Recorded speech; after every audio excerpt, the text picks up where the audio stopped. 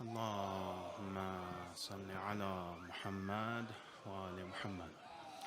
أعوذ بالله من الشيطان الرجيم. بسم الله الرحمن الرحيم.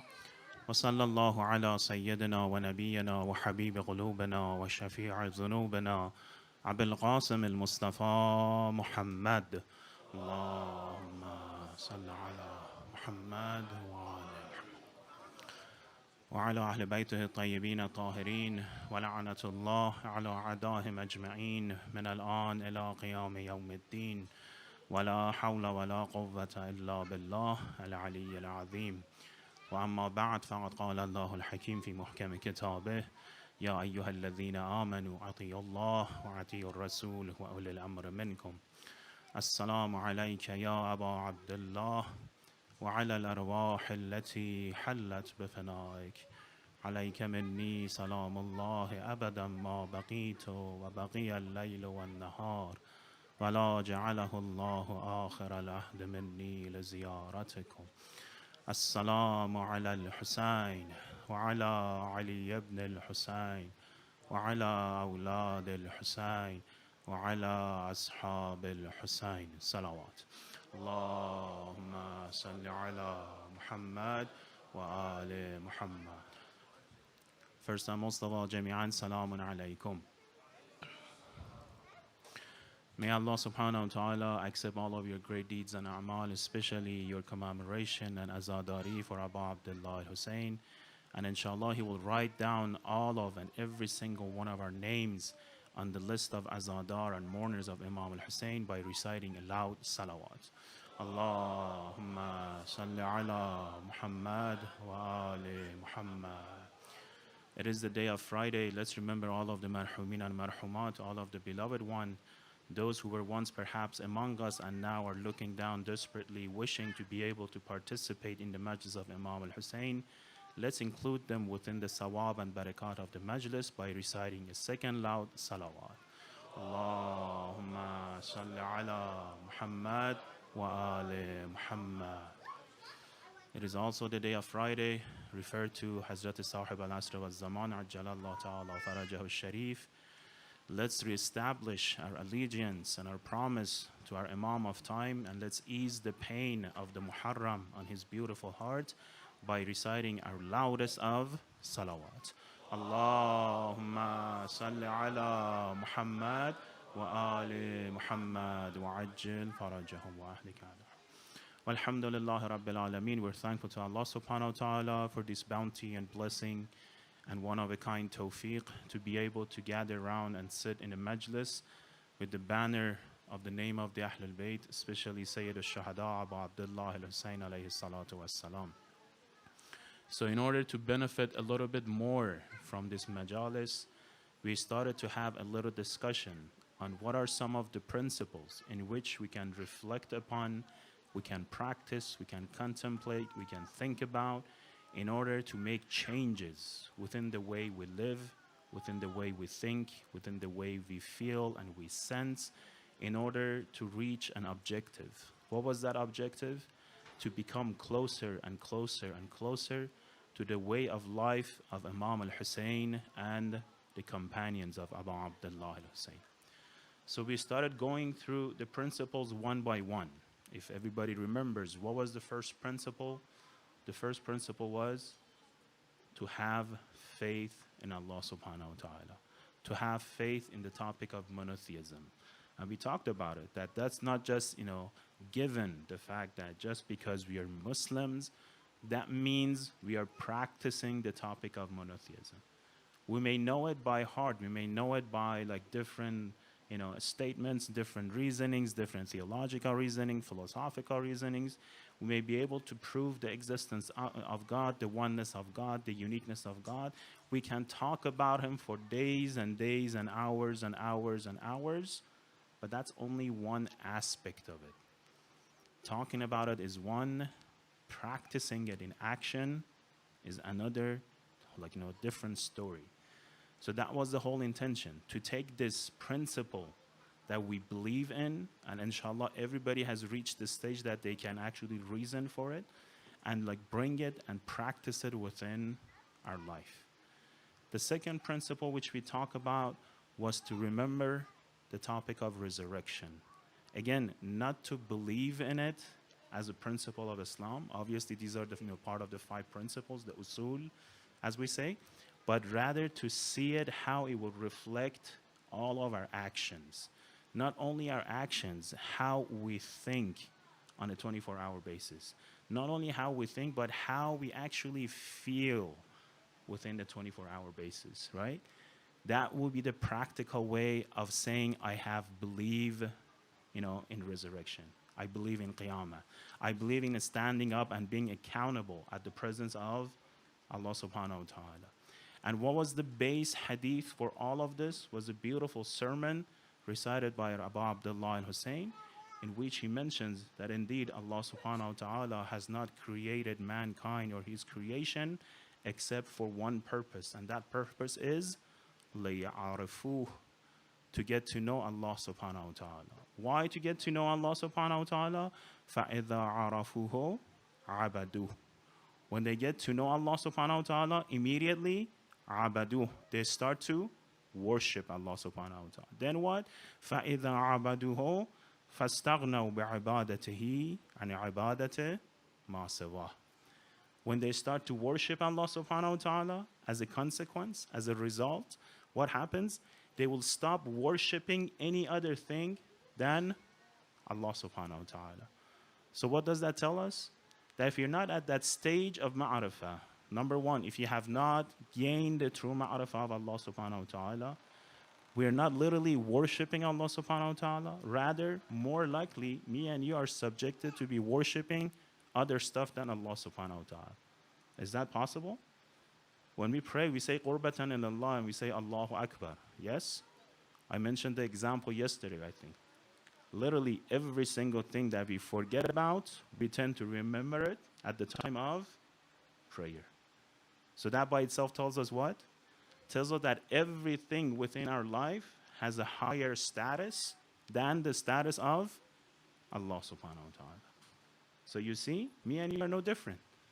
In technicality, in reality, even when we stand up towards a prayer, yes, inshallah, the ahkami part is it's good, right? We're facing the qibla, we make sure the taharat is there, we make sure we do the ahkam for the wudu, we make sure, for example, we have that calmness during a prayer.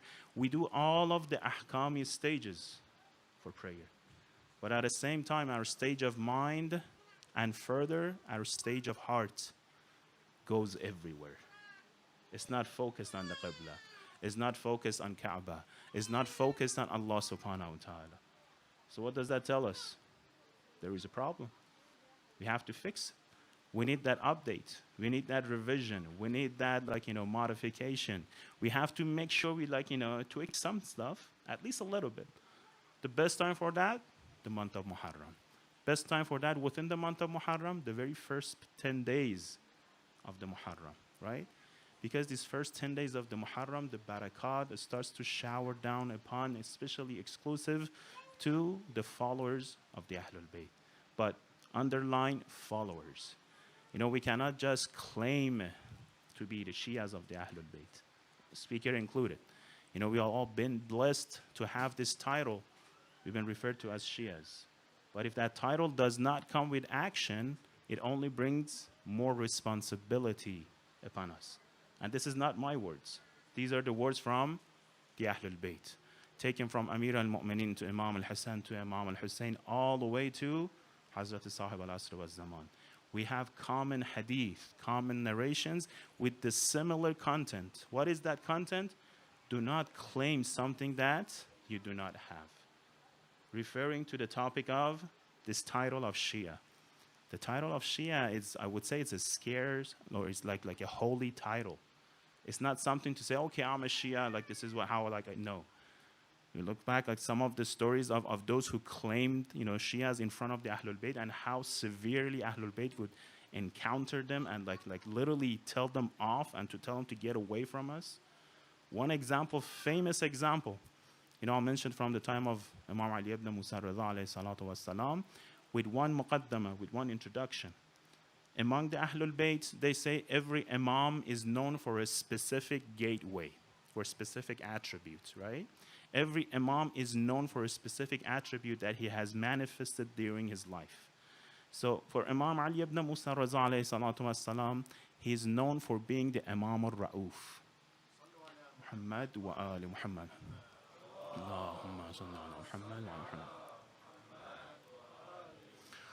What's the meaning of Ra'uf and Ra'afat, and how does it differ from Rahman and Rahimiyat?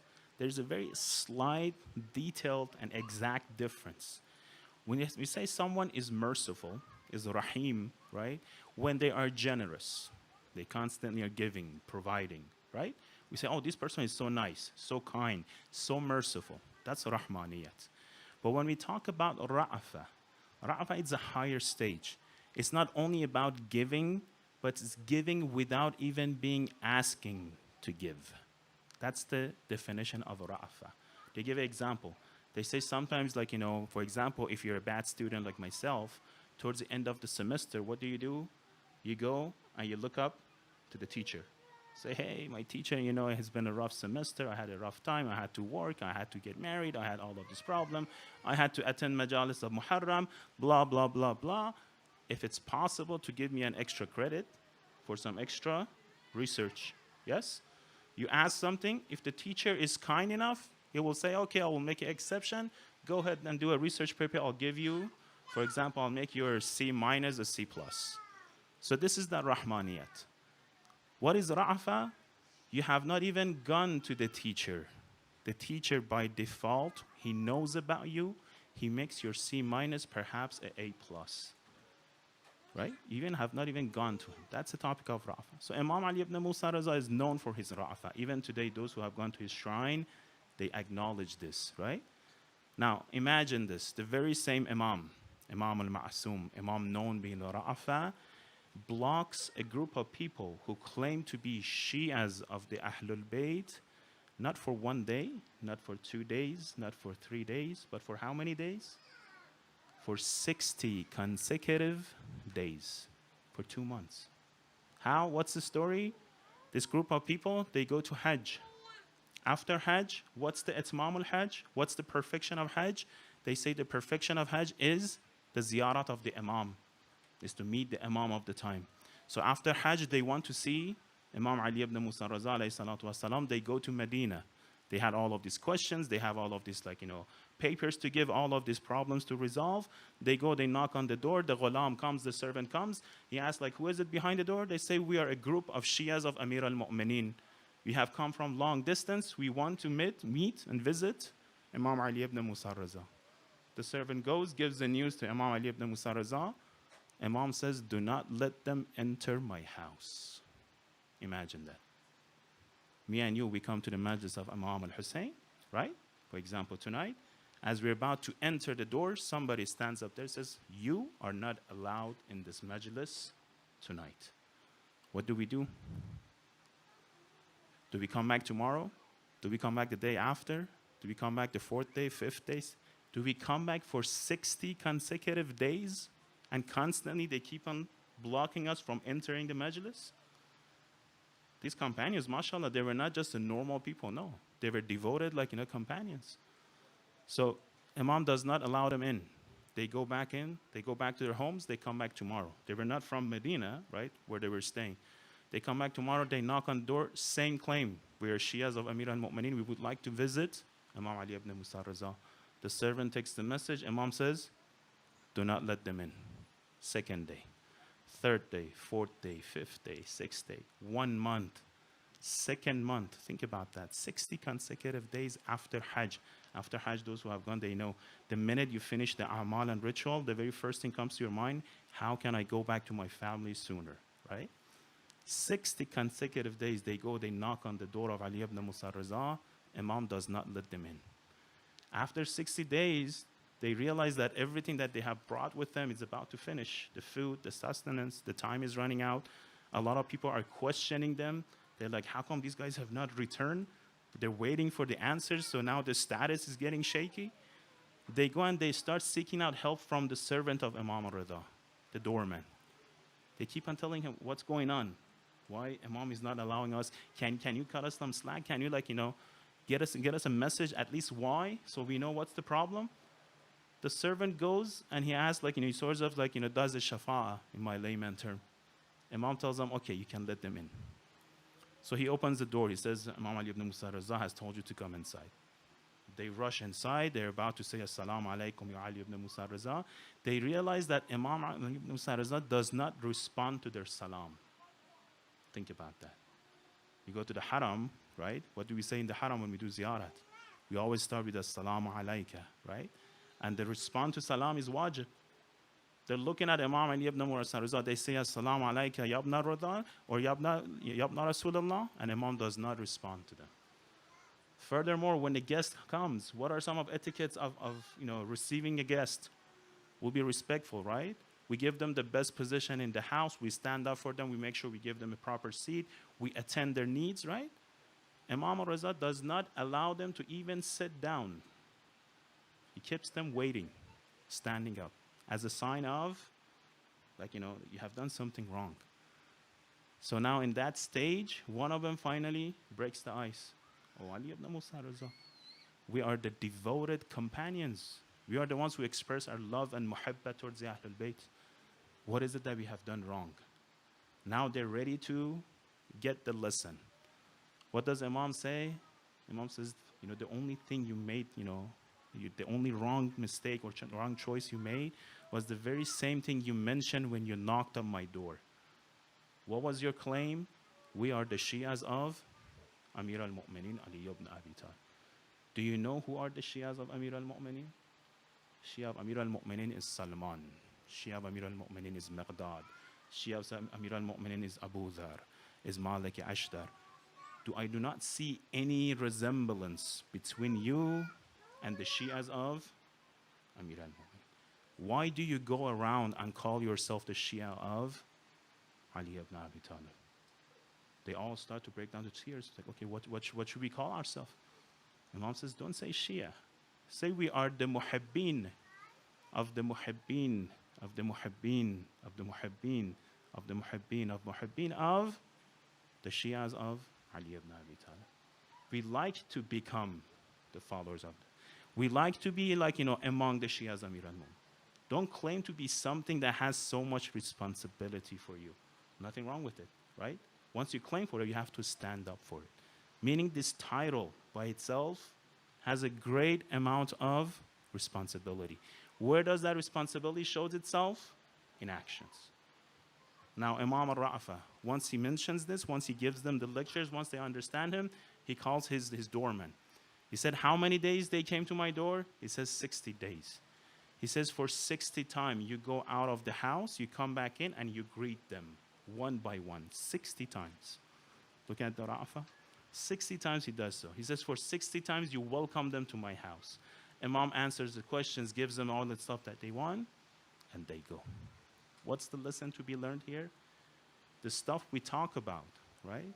لِمَ تَقُولُونَ مَا لَا تَفْعَلُونَ. Even in the verse of the Quran. Do not say something that you do not do it yourself. This is like, a lot of times speaks to people such as myself who said on the member related to Nabi Rasulullah, we mention all of these ahadith. When it comes to the action speaks otherwise. Yes? So number one principle, perhaps, even before faith, is to put to practice what we know already.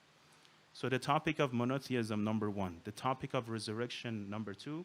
And I mentioned the topic of resurrection, what's the sign of it when we start to practice.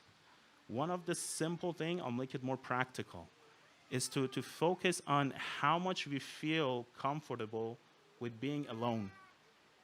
With being alone. I'll give you one example. One of the best time to do a prayer, to do du'as, right, is right after salat. Yes?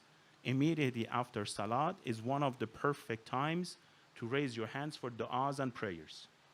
What happens after our salat when we do jama'ah? You can pay attention, like tonight is past already, but tomorrow night. Immediately once we finish the Maghrib Salat, right? Between Maghrib and Isha prayer is the perfect time for doing ta'aqibat and the du'as and the prayers and the requests and the hawaij, right? Now, listen to what happens around the very same room. What happens? Has anybody noticed it? I don't hear du'as, I don't hear prayers. Yes, there are specific individual. But immediately when we say Assalamu alaikum wa rahmatullahi wa barakatuh, what do we hear? MashaAllah, not salawat. We hear socializing. How's everything? What's going on? Long time no see. Hey brother, hey sister, hey mashallah, mashallah, mashallah, mashallah. Right? Yes, these are good, but in a proper place, right? So in a sense, they say one of the signs to see whether we actually practice what we believe is to see how much we feel comfortable being alone. Why do I say being alone? Because that's something by default we tend to run away from. Every time we tend to why people are afraid of going to a solitary, right? Why people are afraid of being isolated from everything. That's just part of our essence. As a human being, we have to be in a group, right? But at the same time, when we practice some of the principles of religion that we know, we start realizing that no, we do need this gaps of time in which we have to contemplate and build upon that personal relationship with Allah subhanahu wa ta'ala. Only Allah subhanahu wa ta'ala? No. Who else? The Imam of time, right? Because our pathway, our wasila, our means of connection to Allah subhanahu wa ta'ala goes through the heart of Imam of time. So me and you, we have to spend some time. Again, it's not only by reciting dua faraj. It's not only by saying Allahumma ajjal waliyaka al-faraj. It's not only by saying, oh Allah, hasten the appearance of Imam of time. It's not only by giving sadaqat on behalf of Imam al-Zaman alayhi salam. These are all necessary. But furthermore, we have to spend time in establishing that connection. What's the number one difference between the ideology of Shiism and all other ideologies that are out there? What is the number one difference? What is it? Vilayat? MashaAllah, Vilayat. So what does this Vilayat mean? Is Vilayat something that only happened on the day of Ghadir? We say Vilayat of Amir al-Mu'mineen? Or no, Vilayat, it's like a reality. When we say reality, that means it's hay, it's hadir, it's live, it's present, right? Any given time or place. Again, we're so used to this time and place. At this year, at this time, at Yasin, at this location, at this, for example, with this specific group. But reality is not confined by time and place. The reality of Karbala is not only for the year 61 Hijrah. It's present. The Imam of time constantly is seeing the reality of Karbala. That's why we recite the salawat to ease the pain of Imam of time, right? Muhammad wa Muhammad. Allahumma salli ala Muhammad wa ali Muhammad. So the topic of Vilayat, which mashallah brother mentioned, right? This topic of Vilayat, the biggest reality that makes a difference between ideology of Shiism and all other faith that you can find. None of them have this topic of Vilayat like we do. And Vilayat is not again something we know it by reasoning. Right? We start reciting Ayah Akmal, Al-Yawma Akmaltu Lakum Dinakum, right? We talk about the events of Qadir. We talk about the Minwan Kuntum Mawla Fahaza. These are all good, but there is a reason for it. What is that reason, right? It is to find that connection, find that relevancy. If I'm a Shia of the Ahlul Bayt, I have to feel that connection to the Imam of time. If I feel that connection to the Imam of time, absolutely no way possible that I commit a sinful act. If I'm constantly sinning, that means what? I have forgotten about this connection with the Imam of time. How so? I take that as a concept. I just remember about him when I go to a masjid. I just remember about him when I do dua faraj. I just remember about him the night before the final exam tomorrow. I only remember about him when I need him, when I want to go to that interview, when I want to go to ask someone for marriage, when I want to do or accomplish something important, whenever I need him. The very same way that we treat Allah subhanahu wa ta'ala, right? If you think about it, the number one madloom in the entire alam is Allah subhanahu wa ta'ala. Why? Because we, who we claim to be the believers, we only tend to remember Allah when we are in trouble. Oh Allah, give us this. Oh Allah, remove this problem from us. Oh Allah, give us cure. Oh Allah, right? As if like we are the Lord and na'uzan billah, Allah subhanahu wa ta'ala is a servant for us. He's just there to provide what we want. We just make a list of requests and Allah subhanahu wa ta'ala says, "Bafarmai," right? At your service, one by one. Is that the way it should be? Right? That's not ubudiyah. فَإِذَا عَرَفُهُ عَبَدُوا. So the problem with the ma'rifah, right? How we know Allah subhanahu wa ta'ala is just in the corner of our mind. That's not the way to go about it. Sometimes they use this example, right? It's commonly narrated among the scholars from early times. They use this example. They say when it comes to ma'rifat of Allah subhanahu wa ta'ala, every person has that ma'rifah according to their own level. And they use the example of an old lady who all she knows is how to sew some fabrics. So they ask her, how do you know that Allah subhanahu wa ta'ala exists? What does she say? She says, this mechanical sewing machine that you see, if I rotate the handle of this sewing machine, it works. If I stop like rotating the handle, it stops working. If a sewing machine needs my power, my will to work, the entire realm, the entire creation, the entire cosmos, the entire universe that we're living has to have a force is going to make it run. Therefore, there must be an external force to what we see. It cannot be from within, right? Simplest form of proving that Allah exists. But they call this the statement of old or elders. They said this should not be, where we settle. Okay, that's it, we're done. We got an A, let's go to the next course. Topic of Nubuwwah. No. They say the very same concept. Go and contemplate on it, right? The more we contemplate, again, the more we sense ourselves at the presence of Allah subhanahu wa ta'ala. Whether we acknowledge it or not, we are. But because we tend to become neglectful, that's where the problem happens. Again, example. Sometimes most of the majalis we go, they have a camera on the speaker, yes? They do a live streaming. So as a speaker, I have to always make sure I prefer be careful of what to say, how to say it, like the dress and everything. And sometimes I make this suggestion. I say instead of putting a camera on the speaker, turn the camera and put it on the audience. Let's try that in Yasin, right? Put it on the audience. What will be the difference? What will be the results? Would anybody looks down to their cell phone? Would a brother has to come up here and use this as a note? Make sure to listen to the lecture if the cameras are on the audience. Or every time the camera goes around, you see, mashallah, everybody's at full 100% concentration, focus, taking notes, right, of the lecture. Now, if you take this one step further, instead of one camera, have, let's say, 10 cameras, constantly recording the audience's faces, right? Technology, right? Alhamdulillah. No, even further, have a personal camera on each person. Every minute, it's recording your face. It's recording your smiles. It's recording whether you're looking at your Instagram, Facebook, WhatsApp, whatever social apps, or mashallah, so many, right? Constantly reporting. One more step with the AI. Imagine if the camera does not only captures your video, but is actually able to read what you're thinking. Now that becomes beautiful, right? It's possible, yes? By the facial expression, to some extent we know it's possible, but in reality it is possible. And they installed that per person on the majlis of Imam al-Hussein.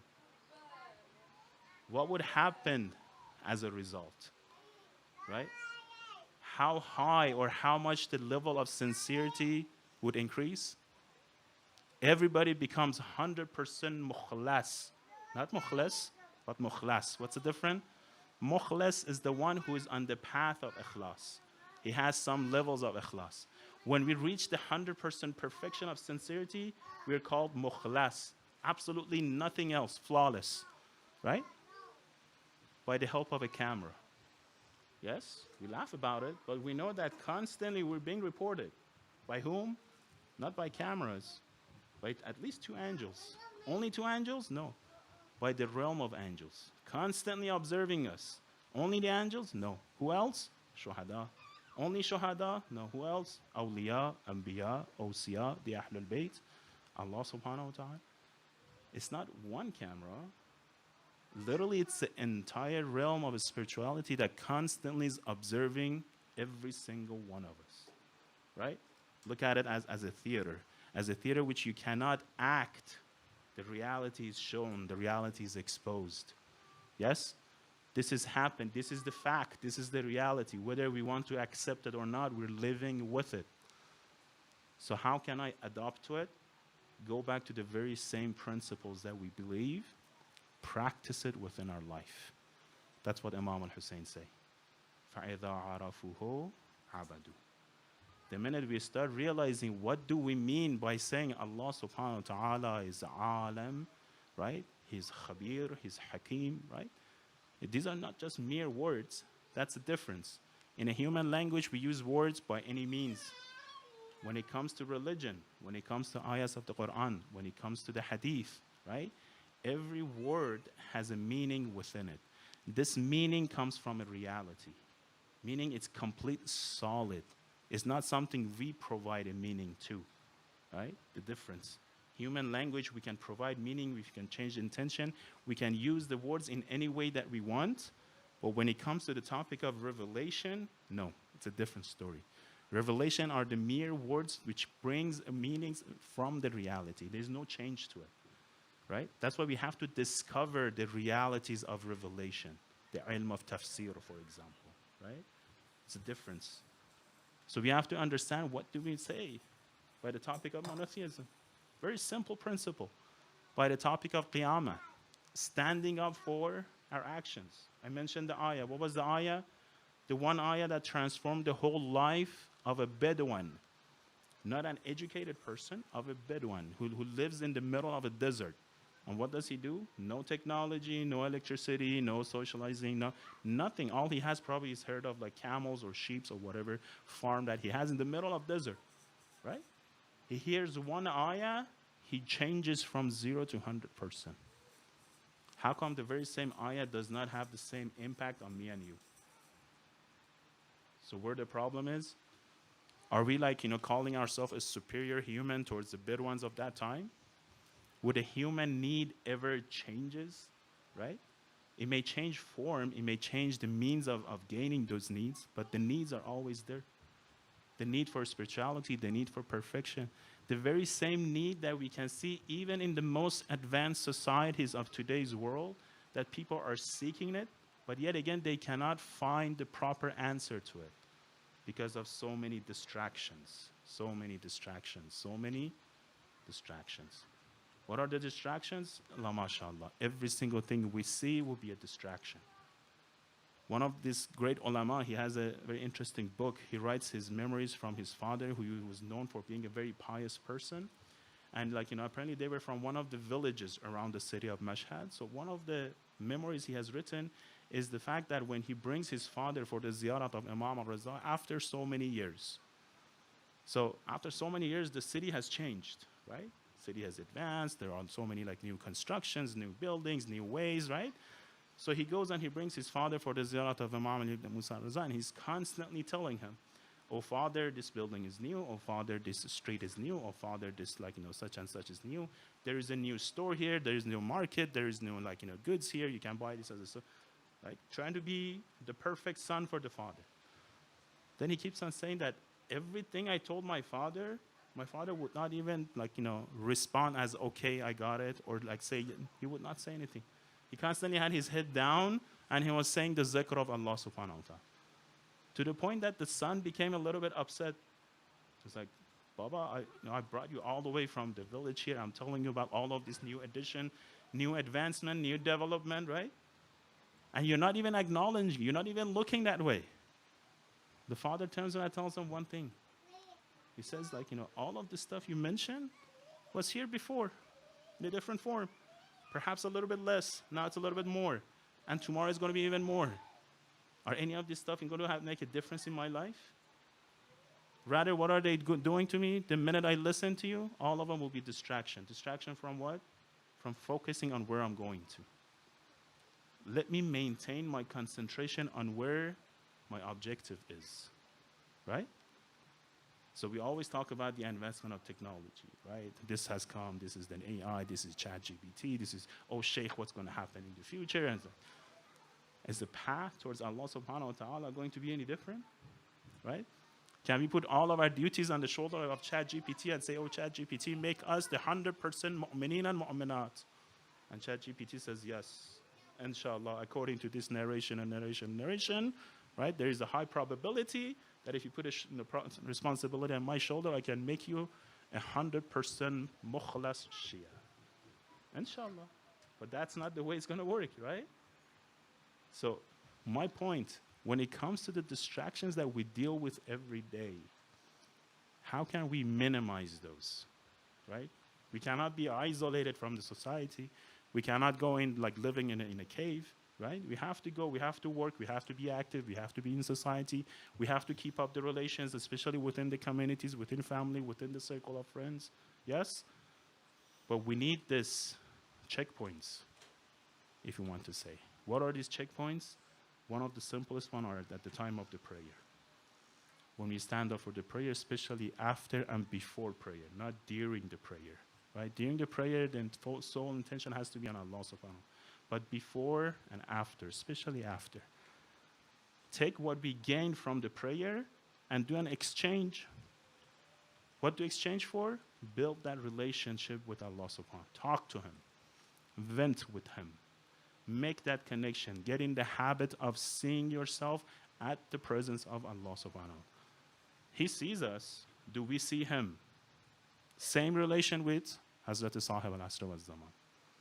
It's not that we say the time of occultation. The time of occultation from whose view? Is it from our side or is it from His side? If it's from His side, then what happens to the knowledge, the divine knowledge? If He has the divine knowledge, that means He literally knows everything in and out for every single one of us. Again, not what I'm saying. Go look at the ahadith. You know, the problems that sometimes we talk about, economical problems, like political problems, the pressures, like, you know, Islamophobia, all of these threats that may be facing when we are like practicing a faith, these are not something new to our era and our time. Actually, in our time, it's much easier. If you go back and look at the hadith of what were some of the dangers of just having a name of Ali be placed on your son, then you probably do a sajda of shukr, saying that alhamdulillah that we've been giving so much blessings to be able to freely practice the true religion. Literally, people were putting in between the bricks of the wall. Imagine that. Live person putting in the middle of the wall, building bricks around him, right? To the point when the wall was finished, people could hear him mourn from the middle of the wall. For how many days? Until he would pass away. What was the crime? He was the follower of the Ahlul Bayt. This is not too long ago, right? The time of Abbasis. It's famous, like, you know, torture method they had. They would make a wall using the Shias as like the content of the wall. So as people would walk by, they would literally hear them mourn and, like, you know, ask for help, right? So this constant, like, you know, having this like let's say problem, or let's say threat, or this like fear of, okay, if I'm going to practice something, maybe something is going to come to my danger. This is not something new. We have to put it aside. Perfect example, tragedy of Ashura, the movement of Imam al-Hussein alayhi salatu wassalam. A lot of those who claimed to be true Muslims, and mashallah, they had a resume to show for. What made them to change their side? What made them not to show their support? It's not that they didn't show their support. Some of them, they actually showed their support, but they showed their support in the wrong way.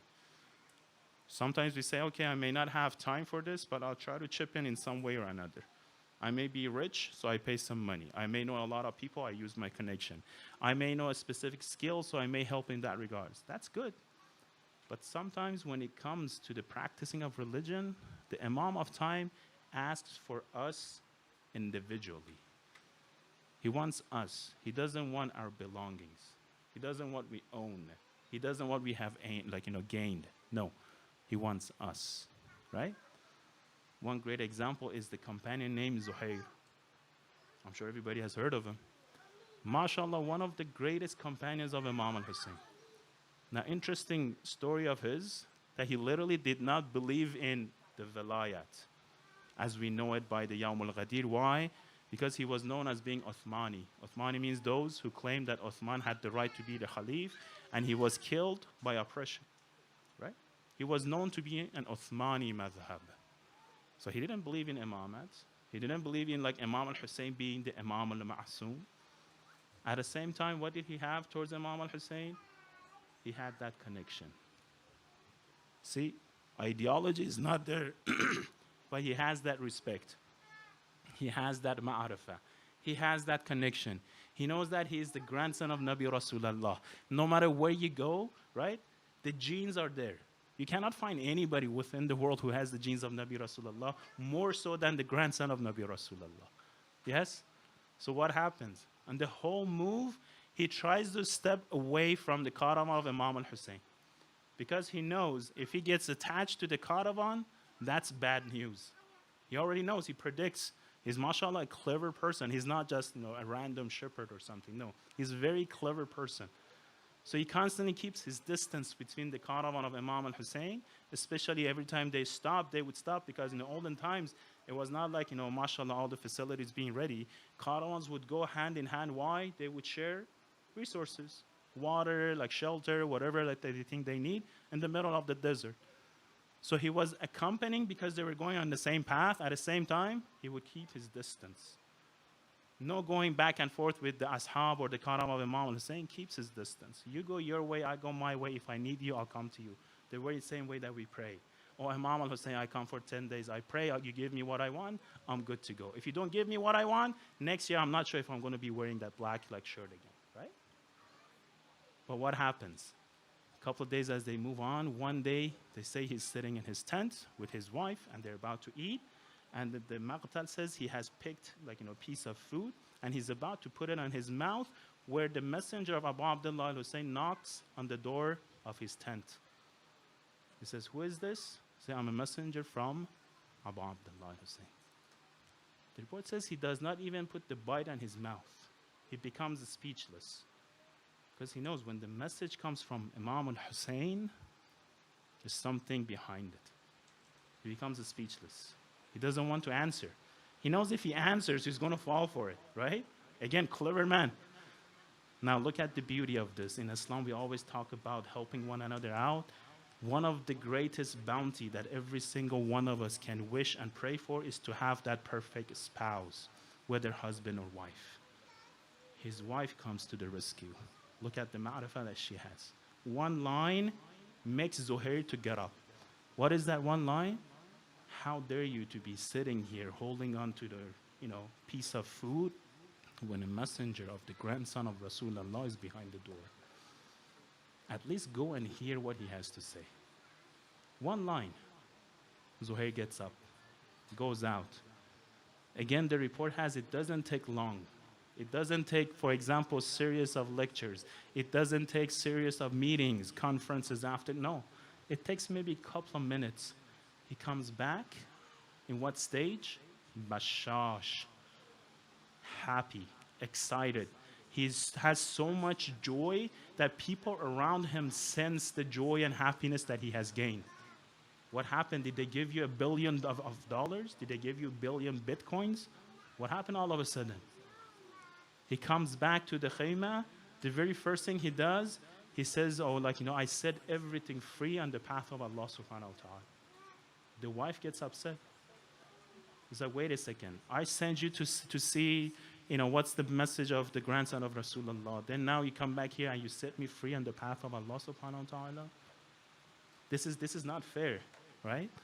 I want to stay with you. Zuhair says, I would like you to stay with me as well, but the way I'm going, the path that I've chosen, there is no coming back. So your mission is different than my mission. So take off all of my belongings, go and continue and make sure you attend my affairs in our own hometown. Pay off my debts, make sure you take care of the responsibilities, but I have a duty to fulfill here. Now, a lot of times, they don't talk about what happens in the meeting between Imam al-Hussein and Zuhair because it's not literally reported in the Maqatil, but there are some pointers towards it. One of them is when Zuhair himself talks about it. He talks about a memory. He says that memory clicked off when I went to meet Imam al-Hussein. Why is that memory? He starts talking about the early time of his youth time, when he was at prime of his youth. During one of the battles, he was fighting alongside of Salman Farsi. They win in that battle. Once they win, there are so much of loot, of treasures of wars that gets left behind. So everybody's running after, collecting more of these treasures of wars, money, right? Everybody's running, everybody's happening, including Zuhair. Then Zuhair looks up to Salman and sees Salman does not pick anything, and he's just looking at everybody while they're attacking, like they're racing one each other to collect more of the bounties. And so he raises the question, oh Salman, how come you're not going after any of these treasures? These are whatever you pick, it's yours. It's shara'i, it's it's lawful, it's legal. Salman says, are you happy about this? He says, of course. I'm going to become a rich man. I'm going to become a millionaire, right? Salman says, no, this is not a true happiness. A true happiness is for a day to come when a descendant of Nabi Rasulullah asks for help and you'll be able to respond to his request. As if Salman was foreseeing the tragedy of Karbala. As if Salman Farsi was saying the shout of Abu Abdullah, Hal min nasirin yansuruna. So Zuhair remembers this memory when he sees Abu Abdullah Hussein. He says, oh, this is the moment for me. This is that turning point. He doesn't ask about the vilayat. He doesn't ask about the ghadir. He doesn't ask about... He just puts everything on the line and he joins the caravan of Imam al-Hussein. To the point that he's constantly actually making jokes on the night of Ashura. Think about that. Literally, tomorrow is going to be last day. When we know that tomorrow will be a last day, all we do, we try to do more of the istighfar, more of the prayer, more of the, repentance towards Allah. He's doing, he's joking around. They ask, one of the companions, criticizes him. So why are you joking on the last night? He says, because I'm happy. I see the prosperity. I can sense the prosperity. Why should I not be happy? Why should I be sad about it? On the day of Ashura, the way he does his farewell to Abu Abdullah Hussein. He's not one of the first companions who goes to the battlefield, right? But the way he does, again, he's a very clever man. He's constantly looking out for Imam al-Hussein in any way possible. The night before Ashura, he stands up and he makes that famous sermon that if we get killed and we be resurrected again, be killed again and be chopped into pieces and get resurrected again, right? The pains of getting, our body parts severed and get resurrected again be killed. For how many times, Allahu Alam, still we will show our support for you, O Abu Abdullah. He mentions that on the night of Ashura, on the day of Ashura. When he wants to say his farewell, he doesn't come to say, take away the time from Imam al-Hussein. There already so much pain on Abu Abdullah Hussein on the day of Ashura. What does the Maqtal says? He says as he realizes that a lot of companions have already gone. So as he heads for the Qatl-Gah, he comes from the behind of Imam al-Hussein. He gently pats Imam al-Hussein on his right shoulder and he takes off. He doesn't even say a word, right? He doesn't want to put extra pain on the shoulder of Aziza Fatima. He gently taps the shoulder of Imam al-Hussein. He goes towards the Qatl-Gah. As he's going towards the Qatl-Gah, he turns around and he smiles towards Imam al-Hussein that I am beating you towards going to Rasulullah. Look at the line of a farewell. Oh Imam al-Hussein, I'm beating you in a race of getting to Rasulullah. So Imam al-Hussein responds to him and says, don't wait for too long, I shall be joining you very soon. Look at the ma'rifah. It's not about being sad. It's not being bad. No, it's about that love and devotion. He goes and he fights fiercely. Just one example of a companion. Look at the companion. Think about it. Who would remove his armor in the middle of the battlefield? Middle of the battlefield. Everybody tries to get more of the protection so they can fight more. But someone like Abbas, he goes in the middle of the battlefield. Nobody dares to attack him because he's a champion. He removes his shield. He removes his armor. So, okay, attack me. Please attack me. You see the perspective they have towards fighting? Every single companion in their own way. Among all of the companions, sometimes I relate myself. I mean, no way of relating ourselves. MashaAllah, they're one of a kind companions. But among them, some of them have some unique characters that we can learn so much from. One of them, his name is Joan. You may have heard of him. He's one of the servants, one of the ghulams. There were at least 3 ghulams among the shuhada on the day of Ashura. So many before and after, but 3 on the day of Ashura. Ghulam means servant, right? But he's like, this servant is not a normal servant. He's an elderly servant. He's the servant of Hazrat Abu Dhar, the companion of Nabi Rasulullah. So from that time, he was a servant of him. Then when Abu Dhar was about to pass away, he gives like gifts away to Joan, to Imam al-Hassan al-Mujtaba. After Imam al-Hassan, he becomes a servant in the house of Abu Abdullah al-Hussein. Look at the journey. For how many years he's been feeding off with the Ahl al-Bayt, right? So he's an elder uncle.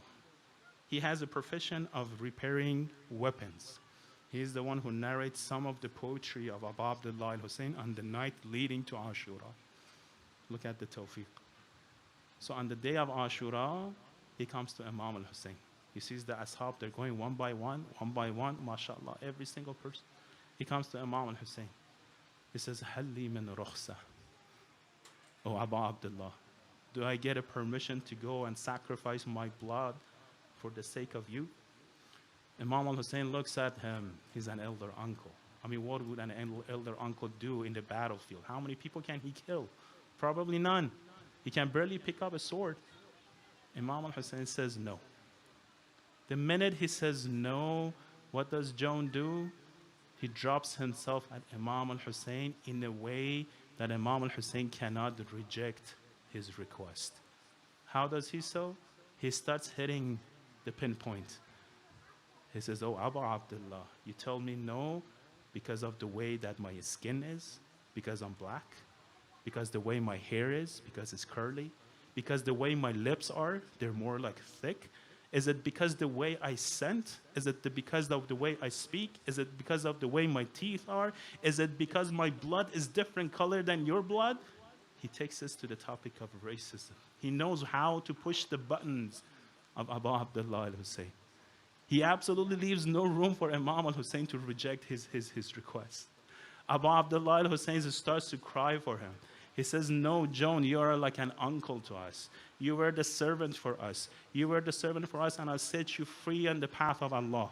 All they want is to take my life. There is no reason for you to sacrifice your life for me.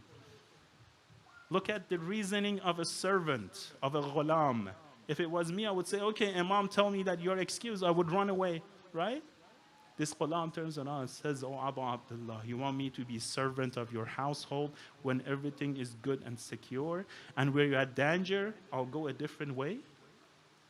What kind of a ghulam I would be? What kind of a servant I would be that would only be there when everything is good, sound, and secure? I don't want that servitude. I want it now, on the day of Ashura. Imam al-Hussein gives him the permission. He goes to the battlefield. Interesting, the battlefield. What's the tradition?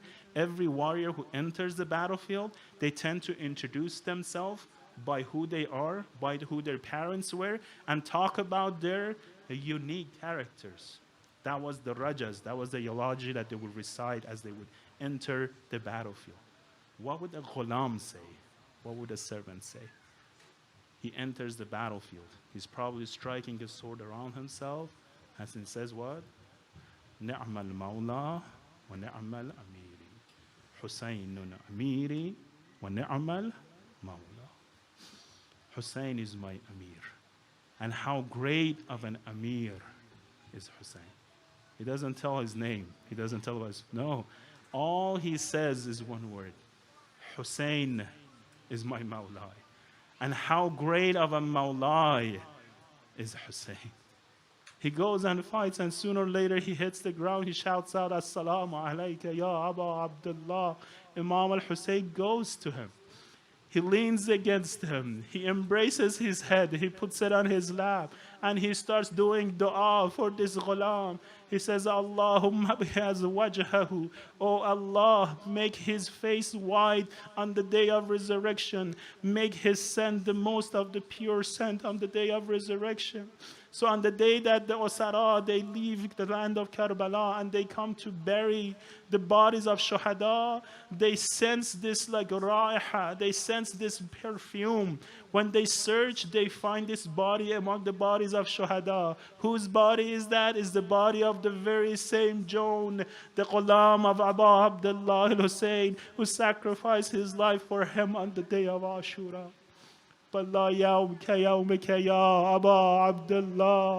Every companion who goes, when they look back, they see the eyes of Imam al-Hussein constantly looking after them, waiting for an opportunity. Everybody who hits the ground, they at least can say, Assalamu alayka ya Abu Abdullah.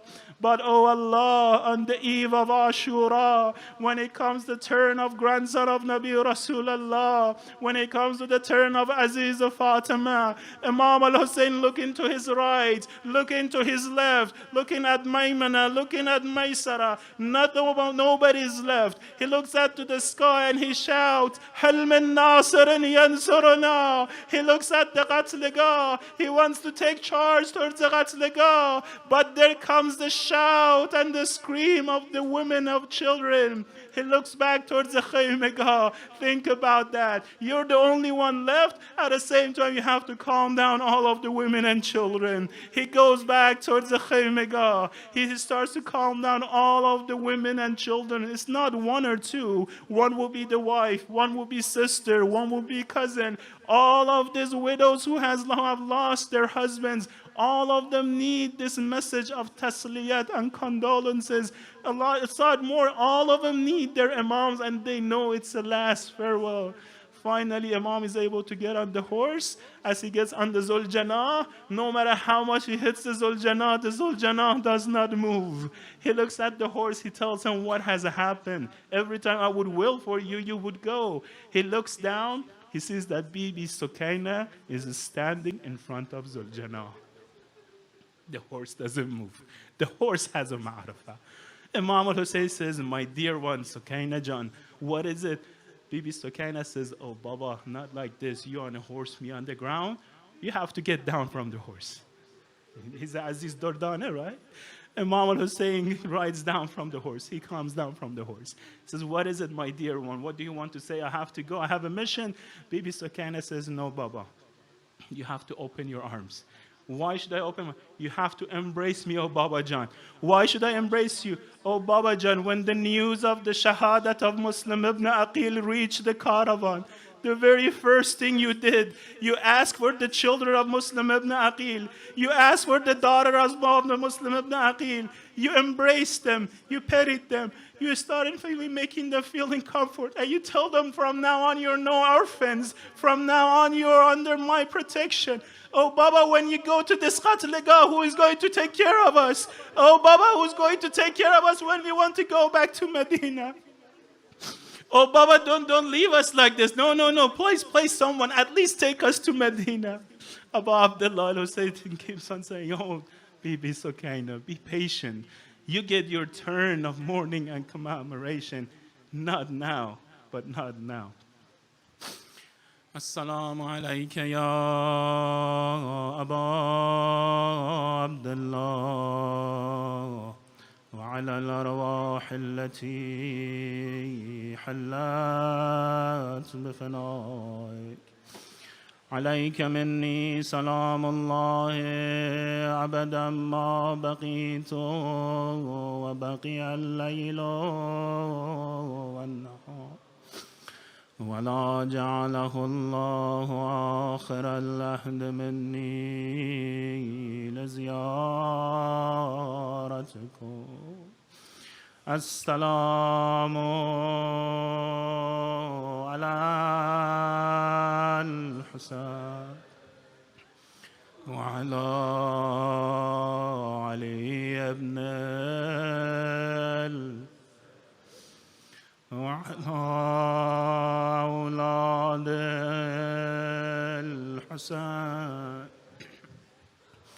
وعلى الصحاب one more time. السلام على الحسين وعلى علي بن الحسين وعلى أولاد الحسين